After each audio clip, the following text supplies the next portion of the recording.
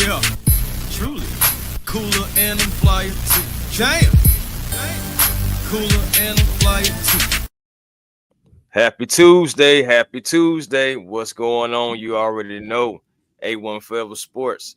Smooth Smitty Sports Machine. You already know we back at it again, the 95 North Sports Machine. And hey man, I think Smitty's starting to rub off on me a little bit. I don't know, man.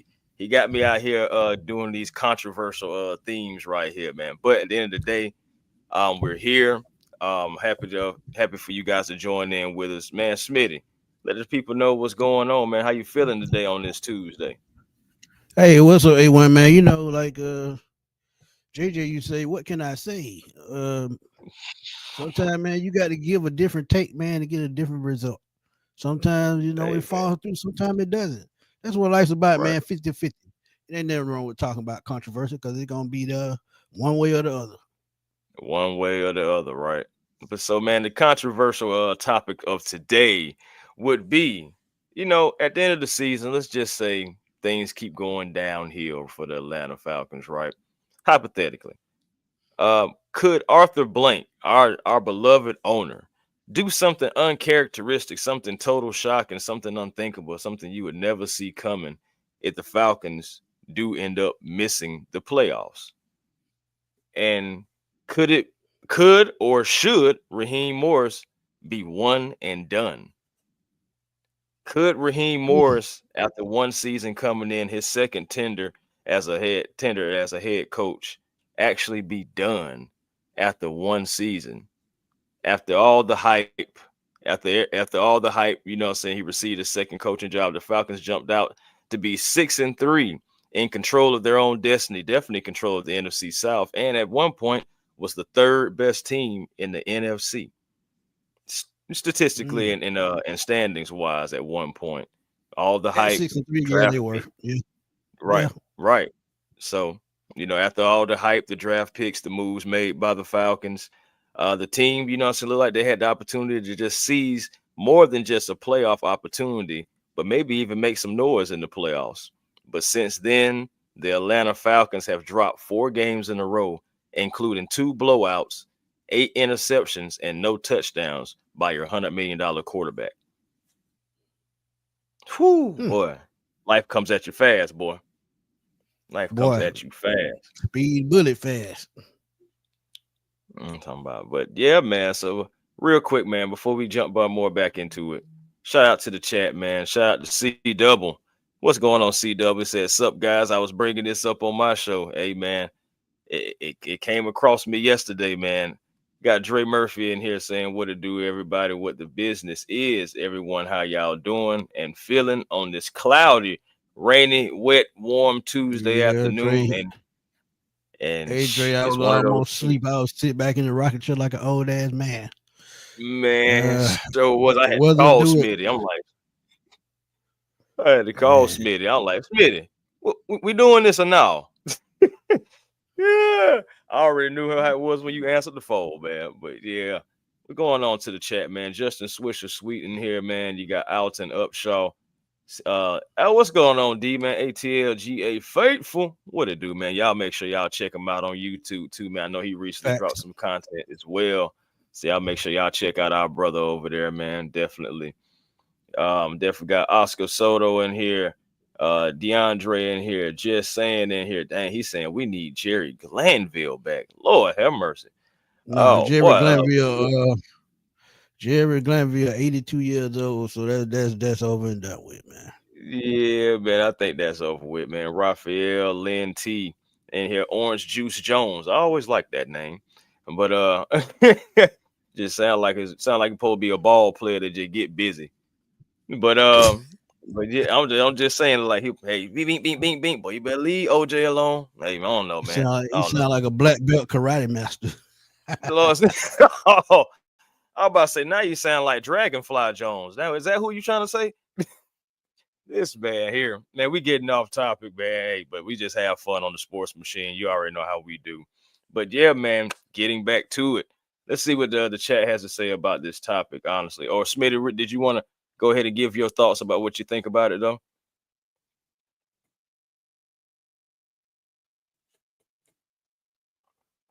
Uh-oh, can't hear you. Can't hear you. Still can't hear you. What just happened to you, man? Uh-oh. See now it was one point in time where you had this going on one time for the fan where Jimmy Lake kept on trying to mute Kerry's mic. Is that what's happening right now, Smitty? Is Raheem muting your mic? Dang, what happened, man? Man, try to drop out and come back in, man. I don't know what just happened. What did you just change? What the man just changed? That's smooth Smitty right there for you. But yeah, man, I'm just saying. And real quick, I'm gonna just add another name to this whole fray of it too, man. Like it's not just Raheem, it's Terry Fontenot as well, y'all. It's Terry Fontenot as well. He's added to this too. Could I mean my thing is could Arthur Blank really just clean house if you know what I'm saying we don't make the playoffs? Could he clean house? That's something very uncharacteristic for Arthur Blank. That's something we haven't seen. I mean, at the end of the day, we kept Dan Quinn regardless. We kept Dan Quinn after the Super Bowl for a couple of more years. Arthur Smith, he got 3 years, and I know we didn't really have talent or a salary cap, but you know, so we had him for a couple. We gave him 3 years. Smitty, you back, man? What's good? Let me know something. Oh man. Hold on, man. We got to get Smitty in here, man. Got to get Smitty's thoughts in here. Let me see what's going on. Could it be? What could it be, man? We got to get Smitty's thoughts in here, man. Well, you know what? I tell you what. Until I can talk to Smitty, man, I'm gonna talk to the chat. I'm gonna see what the chat got to say. All right, going back to Justin Swisher saying, "What up, fellas? Raheem is still intern. Raheem trade a first round pick for Kyle Shanahan." To be honest with you, I don't believe that the 49ers are going to move on from Shanahan. I think he has earned, I guess you can say, the right to have maybe like an off season. They had injuries. A lot of their guys, you know, in and out, especially with the things that he likes to do on offense. We're using Christian McCaffrey and even Jordan Mason, who was a surprise.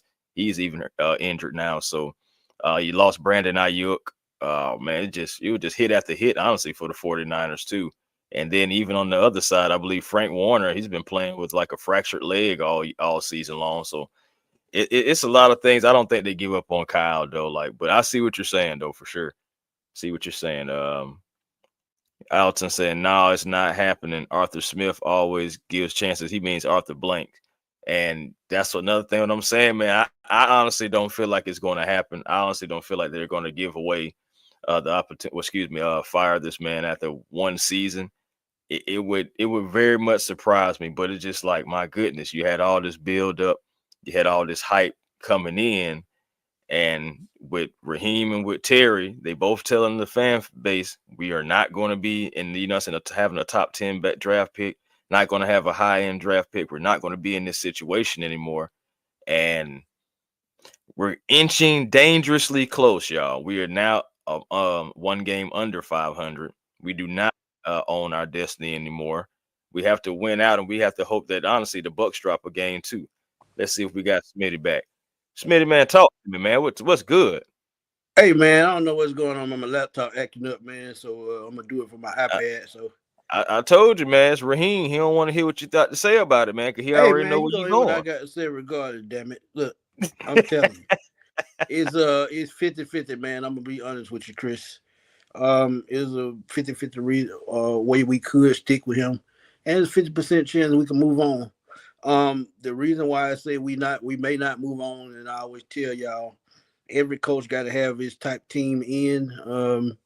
That could be an excuse because we always say, some coaches just can't coach certain players, and if you know, it's going on right now. One rookie in Brandon Dorless, who we drafted, he's only had 10 snaps the whole season. Ruke has been injured. You have a veteran offensive line who's aging. You have players like Grady, David Onyemata. They're aging, so that could be his saving grace. But at the same time, you look at it on the flip side. Uh, I just think he was handed the keys to a Ferrari. Let's just put it like that. You bring Right. in Justin Simmons. You give Mm-hmm. AJ Terrell an extension. Right. Grady comes back from injury. He missed last year most of last year with an injury. Then you have an offensive line who was top 3 in the league last year. You add the quarterback that you think can take this team to the next level. You get up to 6-3, and then you Mhm. just fall off a cliff. Right. So Come I mean, fall at that off a six and cliff. three, at that 6-3, does that mean that you reached your ceiling? It's possible. So I mean, it's just so many ways to look at it. You can look at it either one of those ways. And I understand that DeAndre, he want longevity. But at the Hmm. same time, if you lose the locker room, how can you get longevity if you don't really have a plan in place when it comes to winning Right. football games? And it's another reason why I brought this up here too, because this is a thought that came across my mind just with the whole hiring of the non-experienced, OC and DC. I Right, believe that Raheem Morris is trying to somewhat start his own legacy. He like Tomlin, what I'm saying, like how guys are coming from under Tomlin and everything have gone and been successful. right, Guys revamping their careers, what I'm saying, under Tomlin, like a Brian Flores, regardless, what I'm saying, how the NFL was looking at him. And you see him now as a defensive head coordinator with the Vikings and flourishing out there. I think, that's another thing that Raheem is trying to do. He's trying to start his own legacy, his own tree, his own coaching tree, so to speak. And right. that could be another reason why we have these inexperienced guys. Like, is it the right move? No, I didn't say that. I just said this is just another perspective of what he could be trying to do. Because people do want longevity at head coaching position, and I mean, who wouldn't? But at the end of the day, it's just like, my goodness, we seen Raheem, and he wasn't just like stellar in his interim it's a head coaching position back when he had it. And but we, at the end of the day, we felt like his experience, coming from what happened to Smitty again. But anyway, we just thinking about his experience coming from the coaching tree over there with Sean excuse me, not the coaching tree, but coming over there from the Rams, winning the Super Bowl, being able to take that defensive coordinator position and uplift those players that he had with the Rams. Now, he did have Aaron Donald. He did have like the best defensive lineman that's definitely played in our generation. But at the same time, we was thinking that experience, that championship experience, would come over and translate into that head coaching position. And it seemed like, he got out the gate. It seemed like, pretty well, pretty fast. But just like you said, Smitty, my goodness, it just seemed like we just starting to fall off a cliff. And it starts with our quarterback position as well.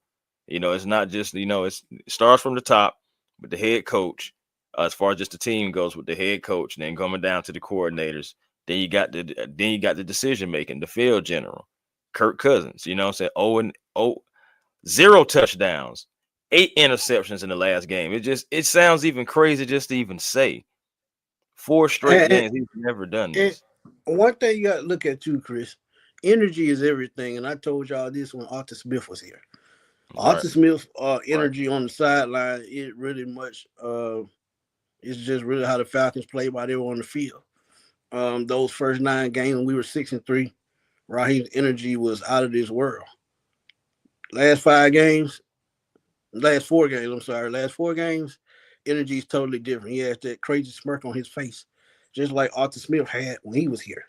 So, Hmm. has he lost the locker room? You got to wonder because when you started losing football games, and I told y'all, man, and I told Chris right after the Saints game, right after the You did. live stream, You I said, did. man, this scares me that we lost a game losing to a team with 7 straight losses. Now we're in the same predicament. 4 straight losses, uh, possibly 5 going in Las Vegas, even though they're 2-11. Let's keep it real. Even though they're 2-11, it's still one of those trap games that could come up and bite you. But I think the Falcons should win. Raiders 2-11. Um, they got the number 1 pick in the draft right now. If the season ended today, so they may just keep plummeting. They've lost 9 straight games. So this could be the Falcons' saving grace.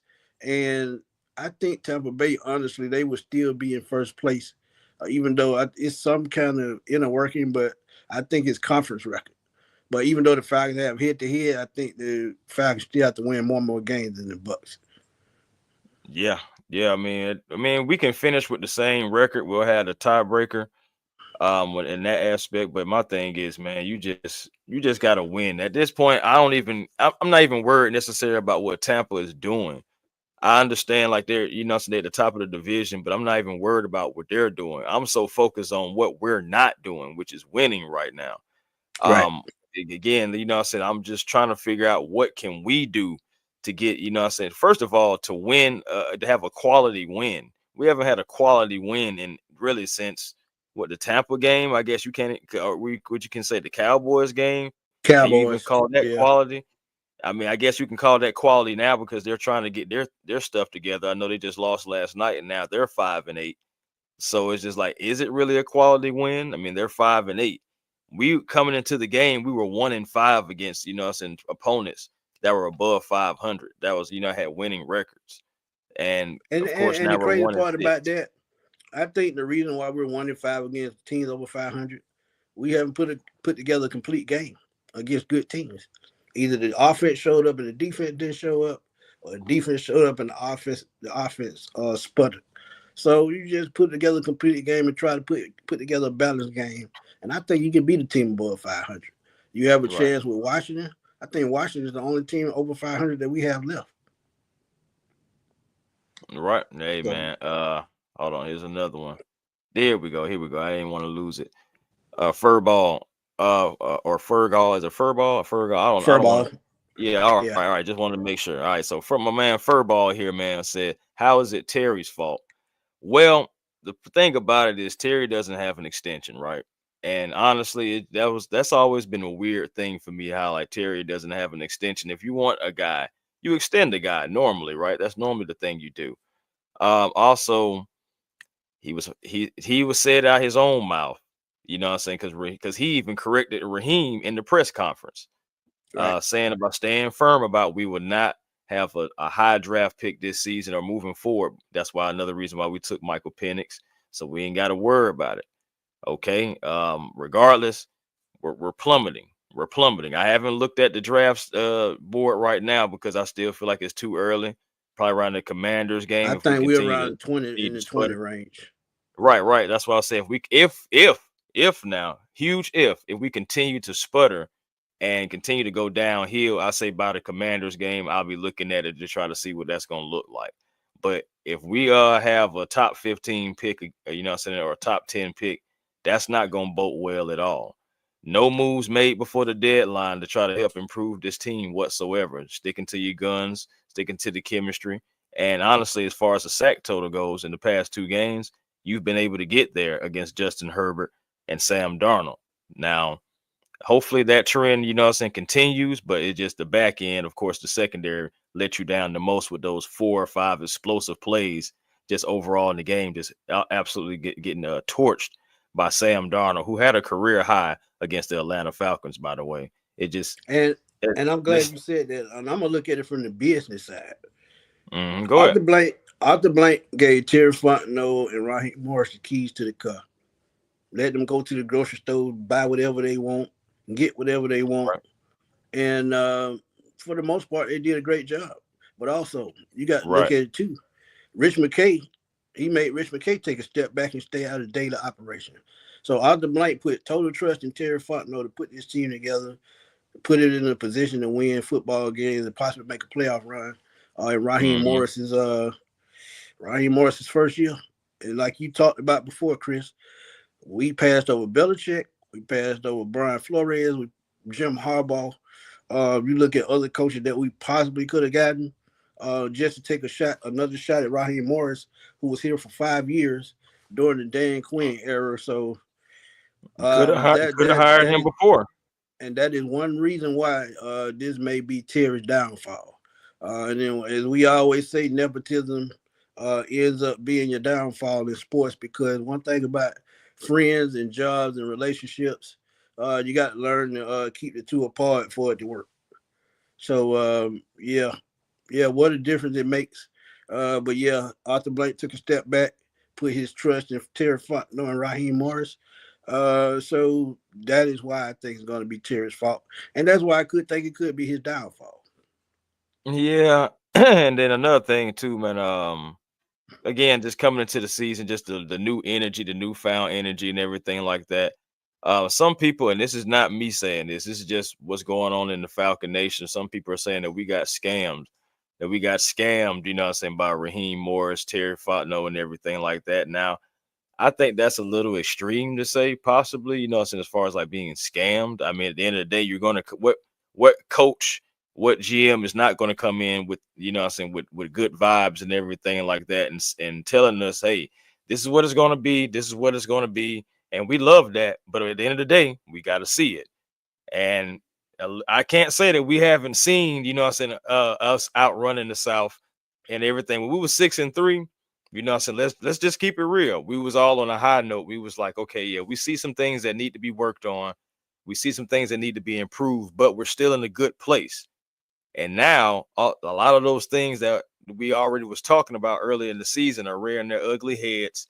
Now our quarterback seems like he's um regressing. Dare I say regressing? You know what I'm saying? Dare I say Yeah, his arm that's is, a good word. That's a good you know what word. I'm saying? Dare I say, you know what I'm saying, the arm doesn't fully look like it's there. Does I do it? Dare I say that the decision making doesn't seem like it's of a 13-year vet? You know what I'm saying? Like And you it's got to tough. think too, man. You got to think mentally too. Is getting tough because you got to remember Achilles injury, so that's still in his back of his mind. Then you Yeah, look at all the tabloids, the media, the Michael Penix debacle. All of that is starting to factor in, I think, and that could mess with a person's psyche, especially starting quarterback. Yeah, he's been around a good little while, but at the same time, things like that never change. Now, if they lose to the Raiders, you got to think about making that change for real. And I've talked about it before. If you want to save your job, you just put the rookie in and see what he can do, and try to save your season. Because after 5 straight losses, how much worse can it get? So you got to take that chance at some point. Kirk Cousins, like I said, I told you, um, he may be out of gas. He may retire after the season, and if he does, that's the only way the Falcons will get out of that contract just a little bit. They still have to pay him guaranteed money; it just wouldn't be as much. But still, you just gotta look at it that way. And I hear the trade rumors. The right. way he's playing right now, I don't think a team will take a chance on him next year, unless No, it I is mean, unless boy. it's the Raiders or the Browns. But I see the Raiders going Speaking after a young guy. speaking of the Raiders, real quick, man, it's just so funny. Smith, didn't I tell you we were going to end up playing Ritter somehow, some way? Yeah, Weeks ago, I like National Tight End Day. I was like, man, watch, we're going to end up playing Desmond Ritter. And why? Because that's just how the season has been going for the Atlanta Falcons. You know, it's perfect. It's just, you know what I'm saying, it's too much like where I figured. And now, you know what I'm saying, we are coming back. We're going to the Las Vegas Raiders, but we're coming back to the situation of we're facing our former quarterback from last year with our current quarterback who right. was supposed to, you know, say uplift us and take us further than where he could, you know, and we already seen, you know, so now Kirk Cousins owned more turnovers than Desmond Ritter had last year. That's That's not bad. something yeah, man, that's not something that we can be proud of. That's not something that we paid for. We didn't pay for that. Excuse me, Arthur Blank did not pay for that. You know what I'm saying? And us as a fan base, we did not invest in that. You know, we tried to get better. We was told we was a quarterback or two away, or a Right. quarterback and a piece or two away, you know what I'm saying, from being a playoff team at least. And my goodness, And, it and looked like theoretically, theoretically, that was correct because even though last year we finished 7-10, right. some games we had a quarterback that could make plays. That season You easily win those turned to ten games. and seven. So Right. yeah, that's true to a certain point. And Kirk Cousins should have been that guy. But at this point, I think the guys we picked up last year when Grady went down on defense, they played much harder Mhm. than the guys right now. And maybe the guys right now just losing confidence slowly and surely, because all the fall downs in the secondary and getting that Minnesota game let me know that they weren't focused. Not only were they not focused, the coaching staff just didn't prepare them properly. Yeah, yeah, man. And it's just like another thing that's just terrible in this whole thing because like honestly, man, we've been in these games except for the blowouts. The Broncos and the Vikings. The Vikings we lost that one kind of late, but the Broncos game I feel like we never really in. Um, Nope. I hate to give it to you, Smitty, but you may have been right, man. I really felt like that shouldn't have been something that just I don't know, just kills your morale overall as a team. But that Saints game, it just really started going downhill from there. And honestly, again, they could have put up more points than what they did. Alvin Kamara makes that catch. That's a touchdown. He's walking in the end zone, and it would have been 27 then at that particular time. Right. And you don't win that game. You have turnovers and penalties in that game. Every game you've had turnovers and penalties. Those just been the things and been the theme for you in these losses as well, man. Situational play calling has hurt you. But again, these are decisions that are coming from the head coach and coming from the GM, that's been supporting it. I don't know how you feel, Smitty, but I will say that I do feel like, and I mean, I'm not saying that I wanted Belichick here or there. I mean, at the end of the day, it'd have been is what it is for me. But I do believe that that was the first time that Rich McKay and Terry Fontenot really actually worked together and was like, look, if Belichick comes in here, we're all gone. All right, so we need to band together and try to figure this thing out together, and let's get somebody else in here that is more favorable. And And people not that Belichick hiring, but as mhm. I told y'all, man, on the I show, wanted Harbaugh. Just to yeah, I put it know you out there, I did, wanted Harbaugh. but I'm saying I understand people are mad about Belichick because he's 72 years old. But Mhm. Bill Belichick probably would have put a foundation in place long after he's gone. He could have brought in his coaching staff. He's going to bring in a coaching staff that if something happens to him, it's somebody that can step right in and keep his the same type system going. Whether it's on the coaching staff or in the front office. And if he takes a step back, just like Bruce Arians in Tampa, when Tom Brady got there, Bruce Arians moved to the front office and let Todd Bowles take over the coaching. I could have seen the same thing with Bill Belichick. So Bill Belichick Right. would have been a great hire in more ways than one. One because we would have built a better foundation for this team, and still, as I've been saying all these years, you got to lay down a proper foundation to have a winning organization. Pittsburgh Steelers, perfect example. San Francisco 49ers, perfect example.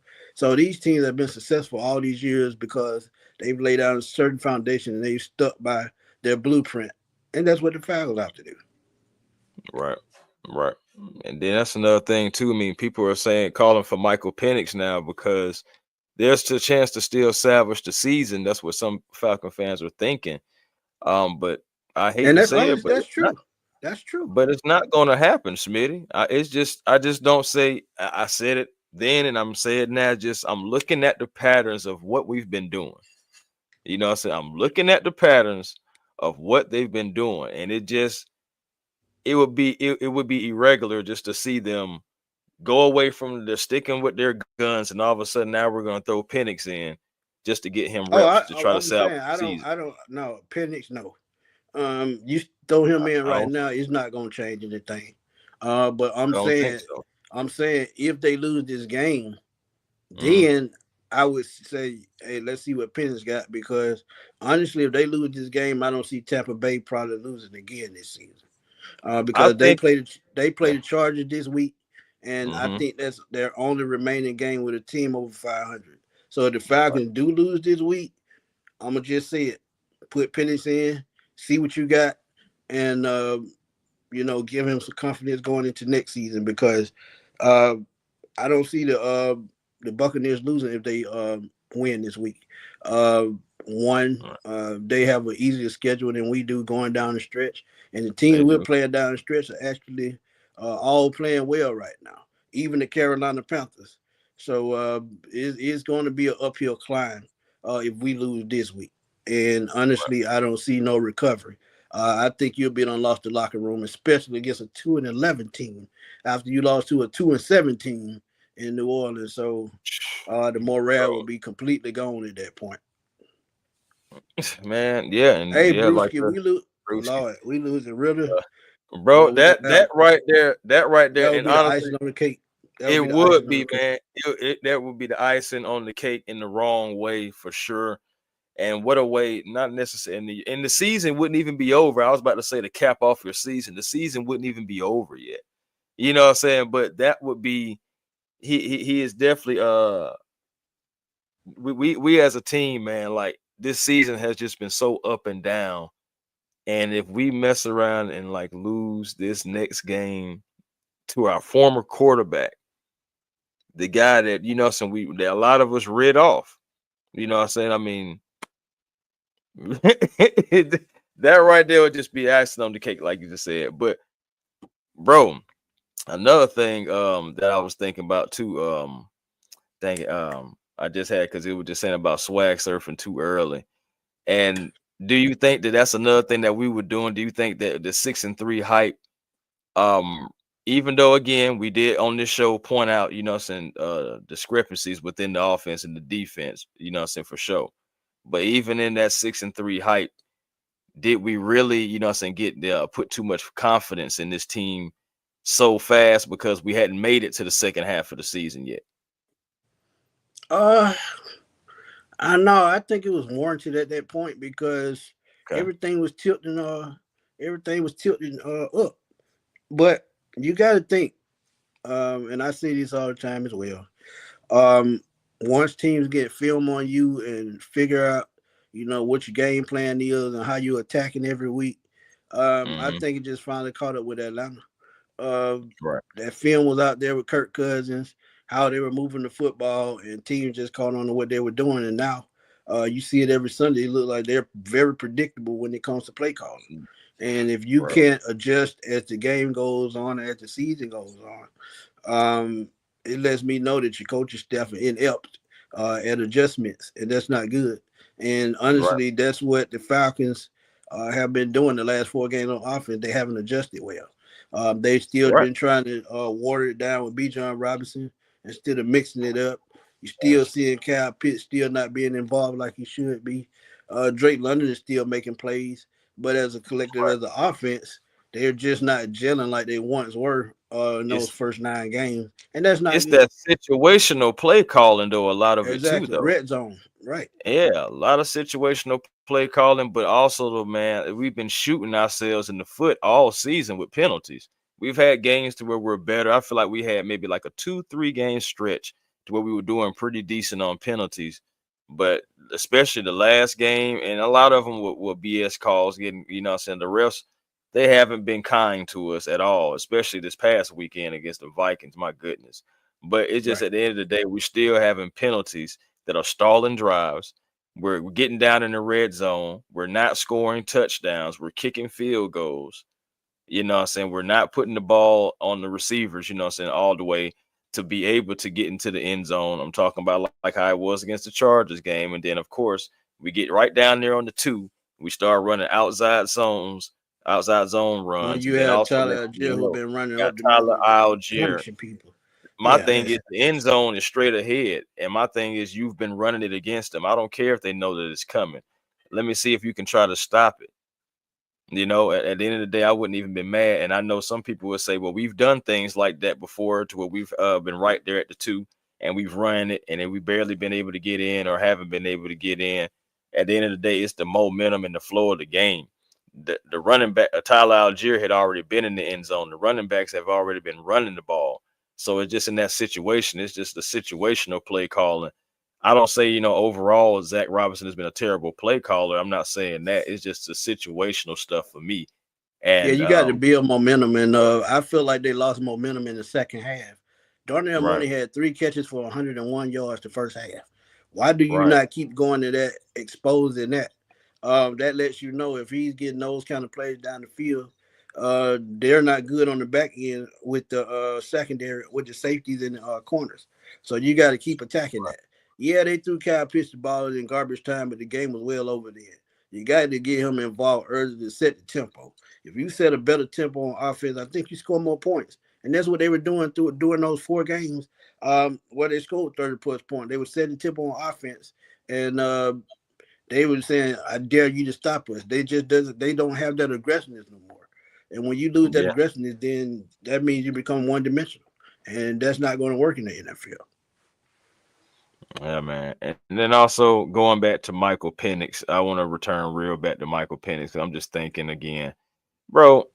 There's another reason why we're not going to go to Michael Penix after this game is because if the Buccaneers, well, it all depends. This is, again, it's going down to situational.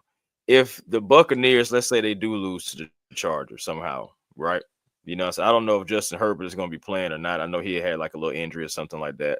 But if they do lose to the Chargers, right, and let's say that the Falcons do lose to the Raiders, we're still not mathematically out of the playoffs.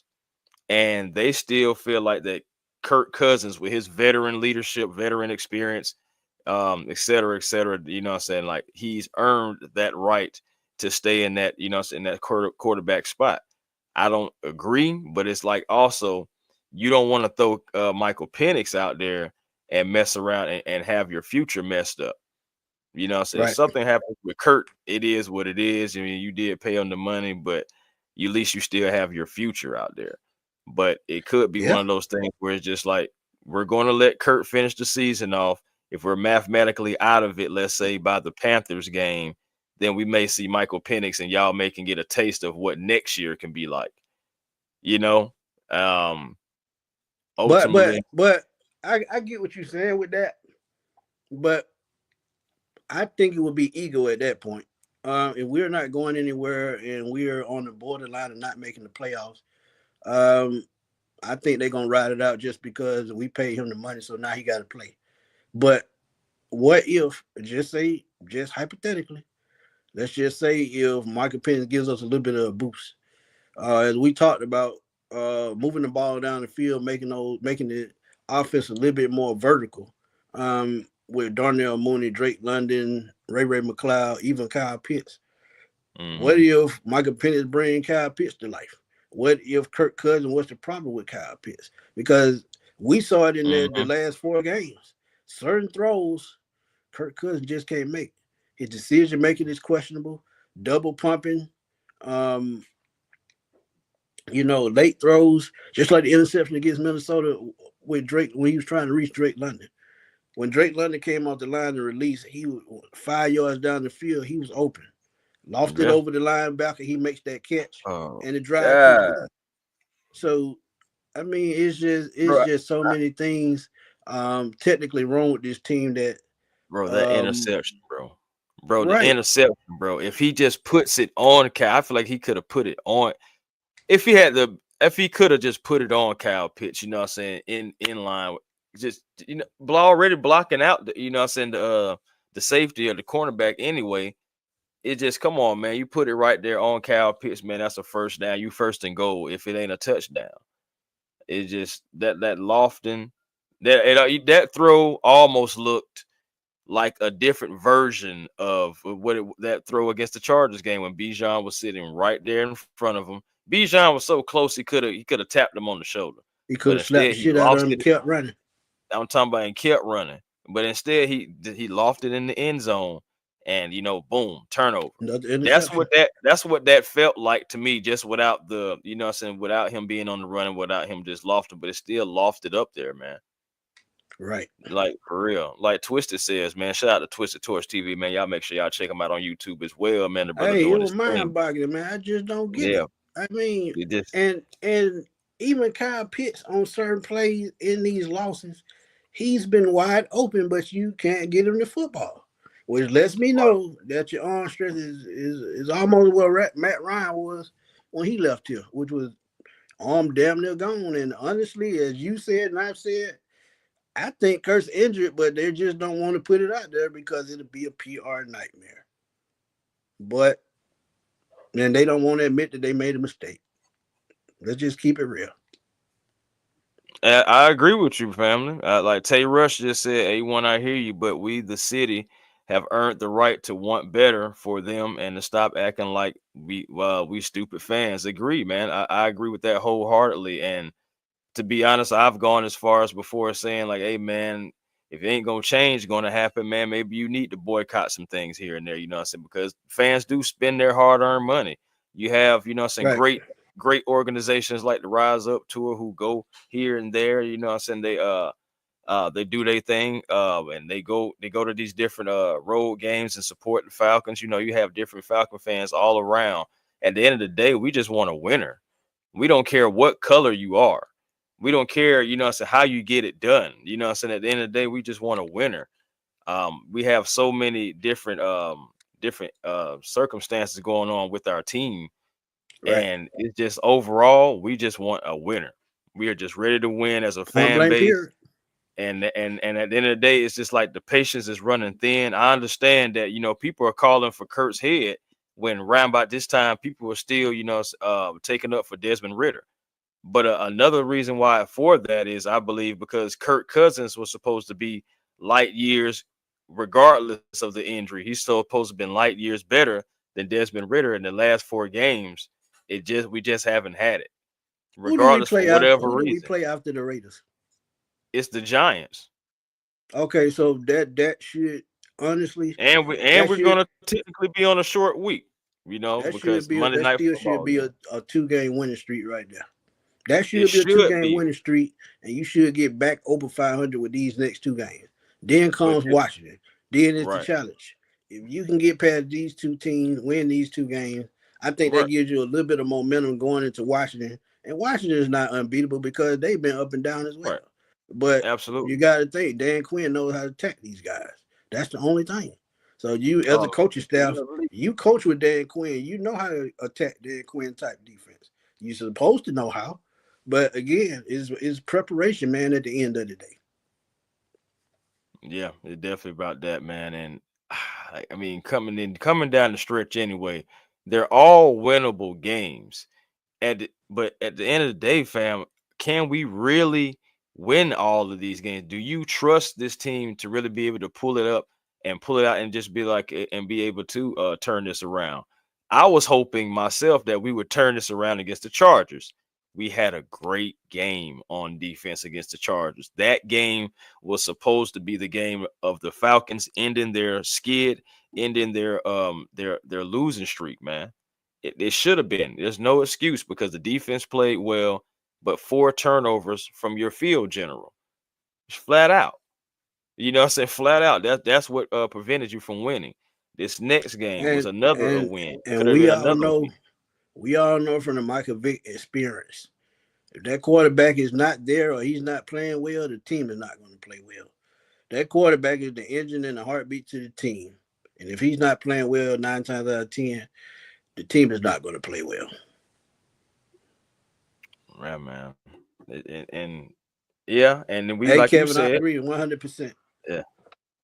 Yeah, show that you care. I mean, at the end that we're at the beginning of the season, midway through the season, we seen that fire. I still remember seeing that fire on the sideline, and Raheem Morris, that Thursday night football game, taking that win, especially in overtime against the Bucks.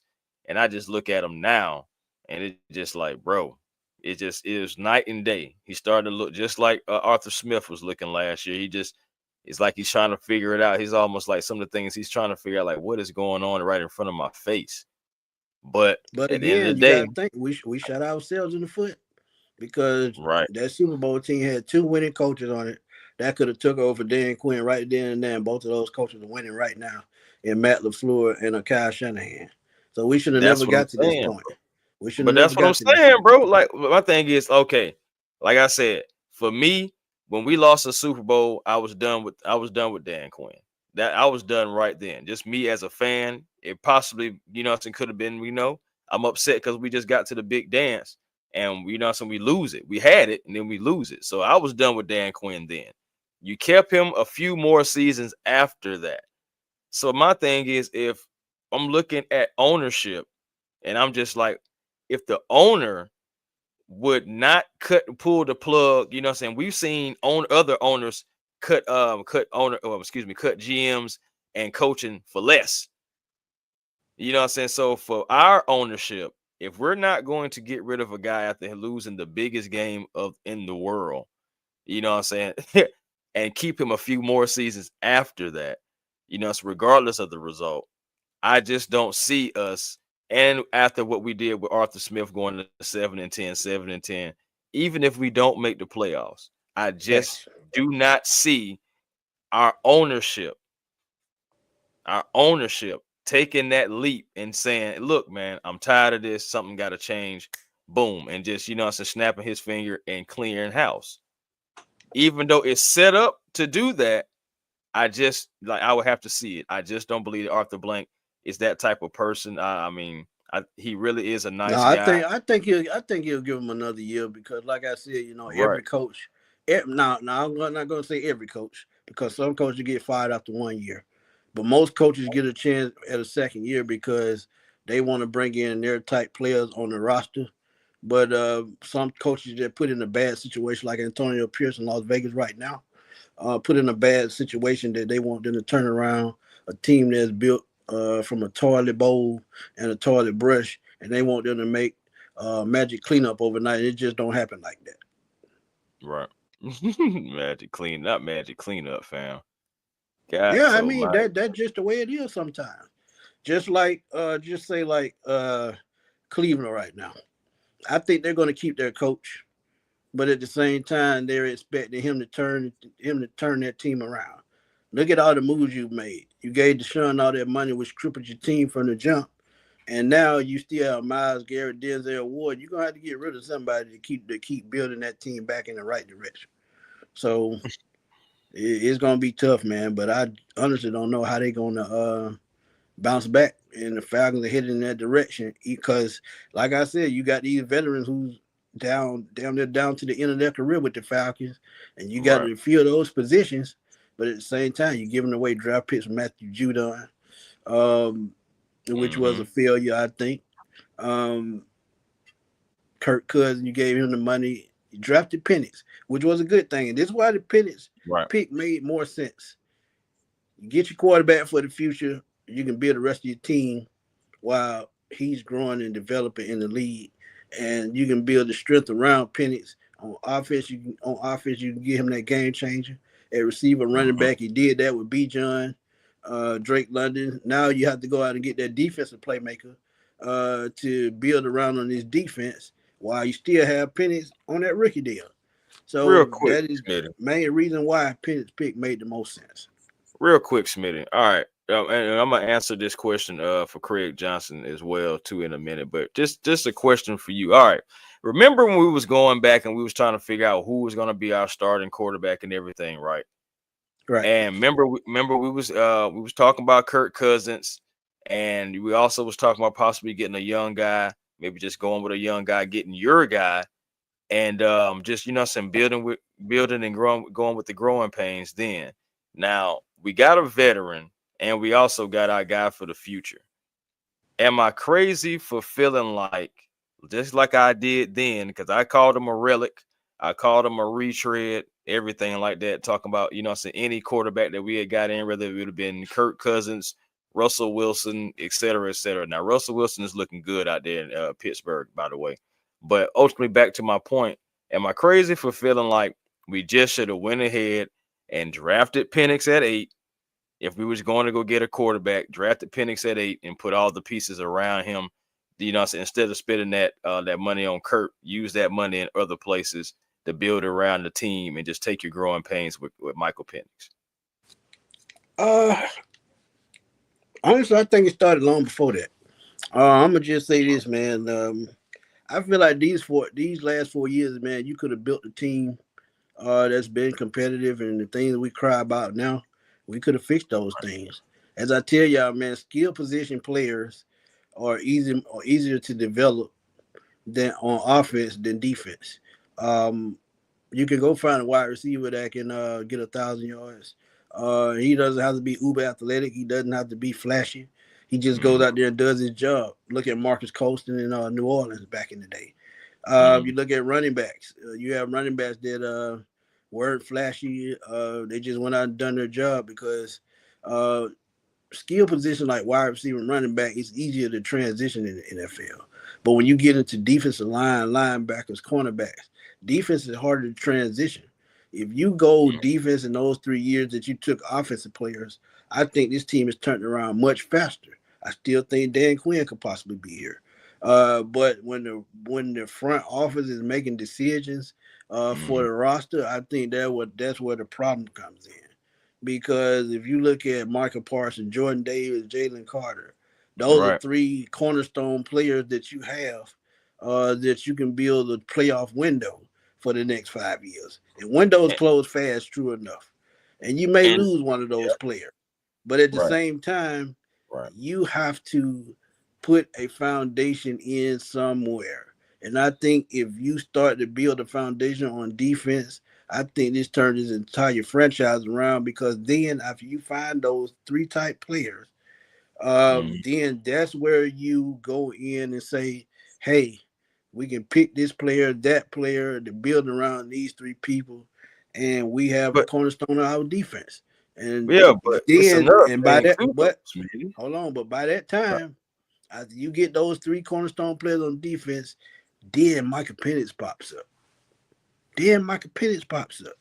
You have those top three players on defense, and now you have your quarterback. Just think about Mhm. that.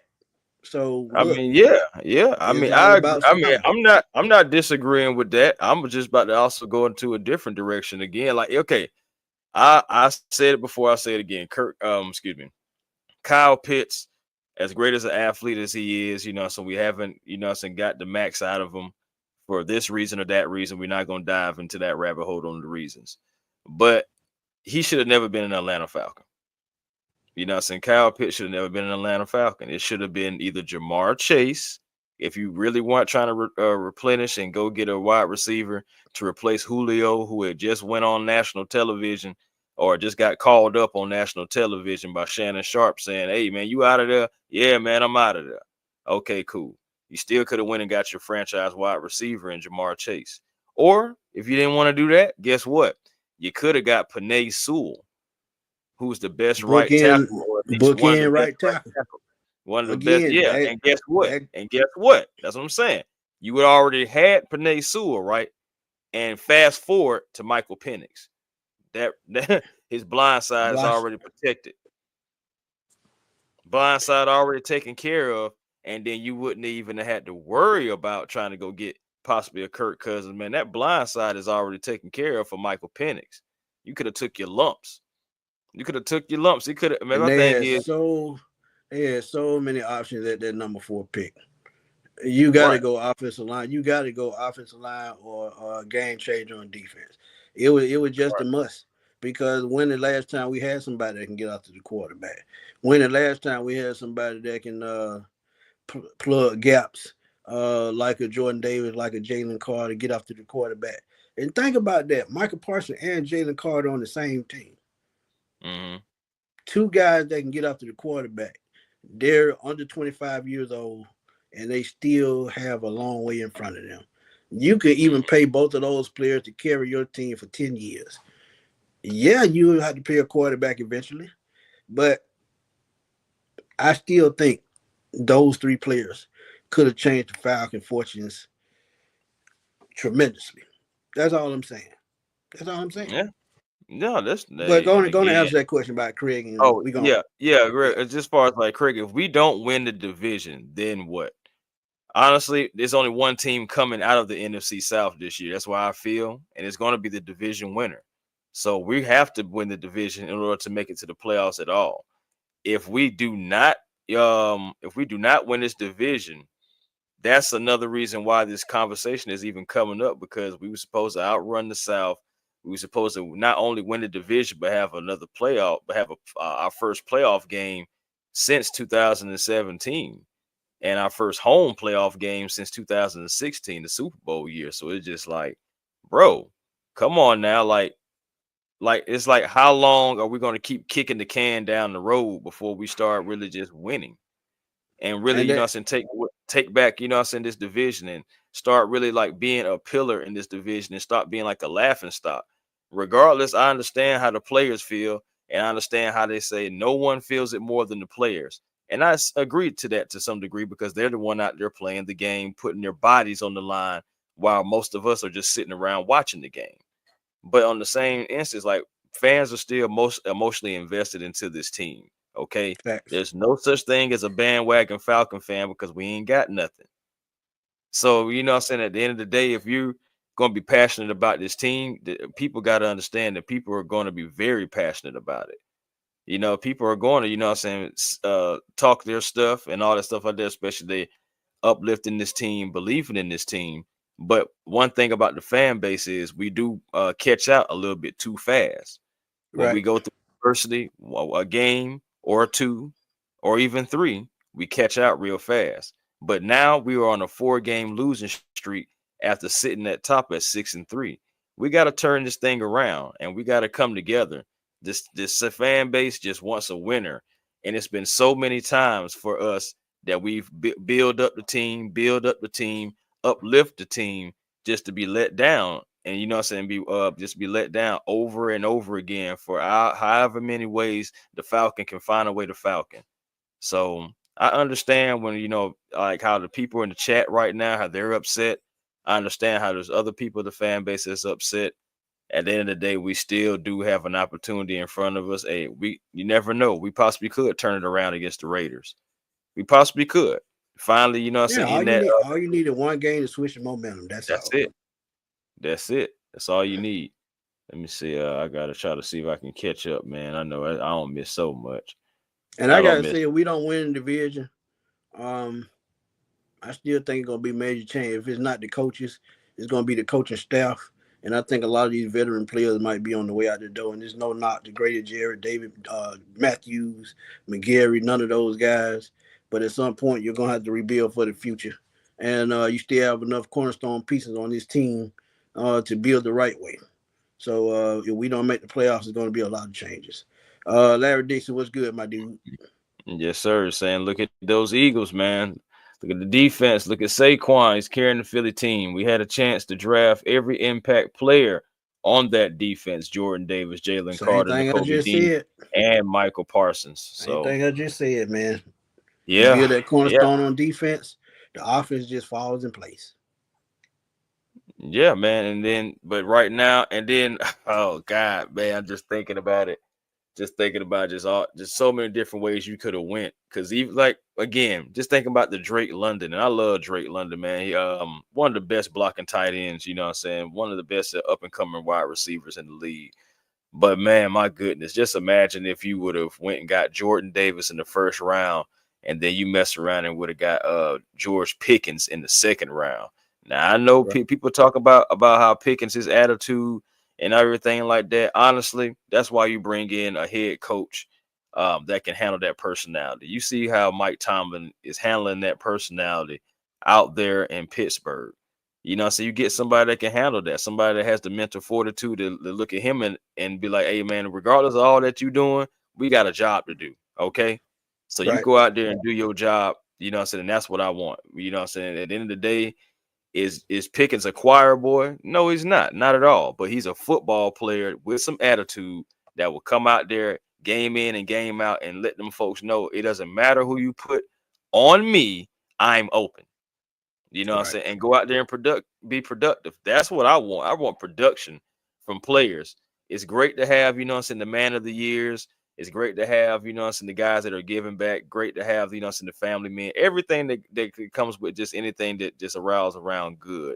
But sometimes you gotta have those players that really just display attitude. And you could have had Jordan Davis, that nose tackle, had that already situated for this particular scheme. And then you also could have offered had a prime time wide receiver in George Pickens as well in that same Yeah, draft. and they could have moved back up in the second round and got him after That's what, taking one of those defensive players. yeah, man. I mean, and we're talking about woulda, coulda, shouldas. At the end of the day, what I'm saying, you can't cry over spilled milk. We're just having a Falcon conversation, just past, present, and particularly maybe the future.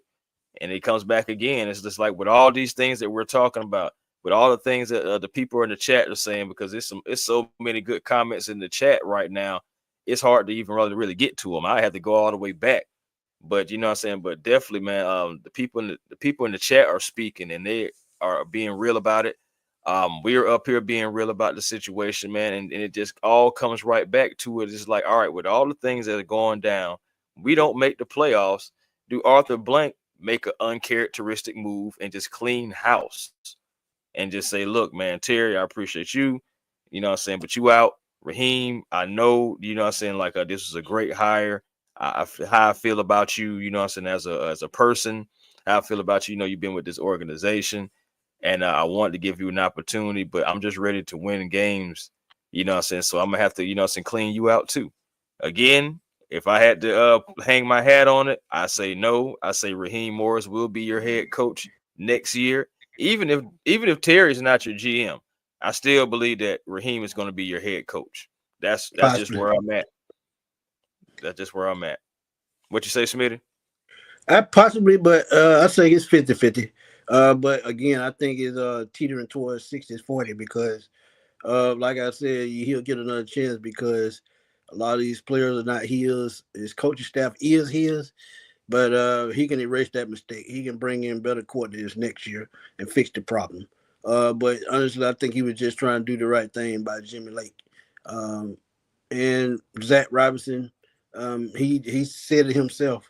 They talked about this day coming, but again, you got to bring in veteran guys if you want to win right now. Bring in veteran coaches. It's just that simple. If you're a rebuilding team and you're trying to find a way to get back to the top, yeah, you can bring in first year guys. But if you have a win now roster with win now players, bring in veteran coaches. It's just that simple. Yeah, that's another look. The scouting department, I don't know what they and don't get me wrong. You got to look at off the field character sometimes. But as I Mm, tell y'all, sometimes you need those nutty people to keep your team inspired, to keep your team playing hard. Because Michael Parsons, they never said nothing about his character and his off the field. But as you see, as he's grown as an NFL player, him doing that podcast, and even last night, he walked off the field, did not greet anybody. He was pissed off. He walked straight to the locker room, straight off the field. That's bad sportsmanship, but at the same time, you got to understand where he's coming from. So mhm. sometimes, players are just misunderstood and they just want to win. But we know George Pickens has character issues, it's still showing. But at the same time, in the right offense, he's a top five receiver in the NFL. So sometimes you got to take those chances, man. That's all I'm saying. Yeah, I agree, bro. Like I said, man, the chat is on fire, man. People are having some good comments in here, man. This is lovely, man. I love this right here, man. We being able to come in and just have like a Falcon conversation and just talk about our team, man. Talk about the things that's going on with our team. For sure, man. Like Dixon was saying about Terry here. We also have Miss Christy Lewis. Shout out to you in the building. Yeah, man. But okay, we were saying agree. Second, that Terry needs to go. Not a good GM, but yeah, like I said, I can possibly see maybe Terry not being here. You possibly can see Raheem possibly still staying. Again, man, I just gotta see it. I just gotta see it, man. I want to say what they can do and say they'll do this, they'll do that. But I'm just looking at the patterns of our ownership, GM, head coach, and just moving all the way down, y'all. That's just where I'm at, though, Smitty. But man, hey, man, one thing about it, man, we had over 200 eyes on this live right here, man. Pop-up show, pop-up style, man. So That's what I'm thank talking you, about, everybody, man. for Thank coming y'all through. for the support, man. Thank y'all for the support. Always, man. Shoot, man, we can get ready to get up out of here unless you got something else to add, Smitty Smith. Oh no, I ain't got nothing to add, man. I got to get ready for the NFC South roundtable. I got to defend myself for a fourth straight game. It's not gonna be easy, but y'all know I'm up for the task. But again, man, y'all check me out tonight. NFC South roundtable. Y'all can catch that on YouTube. Also, y'all can catch us tomorrow night, 8 p.m. for the preview of the Las Vegas Raiders, going down in Las Vegas on Monday night. And like Twisted said, man, y'all go check Twisted out, man. He about to give y'all his preview of Yep, yep. Monday night's game. And the crazy part about it, our game is going to be on ESPN, so you have to have cable to watch that game. But they might carry it on local stations. You just keep your eye out for that. But again, see y'all on the NFC South Roundtable tonight at 7 o'clock. Yes, Check that sir. out on YouTube, man. We're gonna be rocking. We're gonna be having fun. Thank y'all for helping that channel grow too. Right, man. Yes, man. A1 Forever Sports, man. Y'all check me out on YouTube, man. Just crossed the 4,100 mark, man. Just out here working, trying to put out the best Working content I hard, boy. can. Working hard. Yeah, man.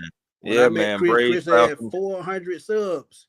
So y'all have backed Chris, man, and put Chris in a position to win. And so I thank y'all for that. Hey, man. Yeah, man. Just, what I'm saying, very humble, man. One step at a time. This YouTube journey is not easy. If you're in it just for the money, I ain't gonna lie to you, you're in the wrong business. You really gotta love this. I ain't gonna lie to you. You really gotta love this, and that's how you're really gonna be able to, no matter what the sub count is, that's how you're gonna really just be able to have longevity into this, man. If YouTube and content creation and building your own brand is something that you want to do, I ain't gonna lie to you, you're gonna have ups and downs. You're gonna have a lot of times where you ain't making nothing.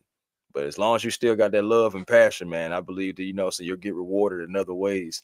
And I believe that's what's happening. That's what A1 Forever Sports. So appreciate all the support from Smitty, Berto, all my bros. That's why I was about to go before we get out of here, man. We got to send a shout out to our boy Berto. He's going to be off YouTube for about 10 more days, man. Had some issues come up with YouTube. But look, we're going to keep striving, giving y'all this content. When he comes back stronger than ever, triple threat, man. We just gonna keep it moving because, like I said, we like to talk Falcons.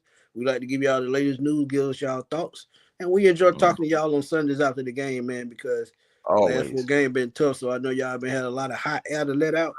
But again, I can't wait for a victory Monday again or victory Tuesday, whatever. Trying to tell you, but Berto, he's still around, man. Trust me. Catch him on Bleacher Report on Sundays. He's still on Bleacher Report on Sundays. During the game for Locker Room, the Locker Room app, and Bleacher Report post-game shows for the Falcons. So Berto's still around, man. Please go check him out. Indeed. And also check out our bro Kev, man. Dirty Bird Central, man. He's trying to get his channel out there, trying to get it to grow some more. So if y'all can please, check that out. Please hit the like, and like, share, and subscribe button, to help me and Smitty continue to get out there in the YouTube universe, man. Hey, shout out to Carrie, man. Check her out on One Time for the Fan. Check her out, and she's always showing support to the sports machine and just to all of us as content creators, man. So definitely shout out to you, Carrie. Thank you for coming in and hitting that like button. And on your way out, please hit that like, comment, and subscribe so we can continue to get out here again, and people can know about the 95 North Sports Machine with myself, Smitty, Berto. Bro Talk, man. Check us out. We'll be back on Wednesday, man. Peace and love, everybody.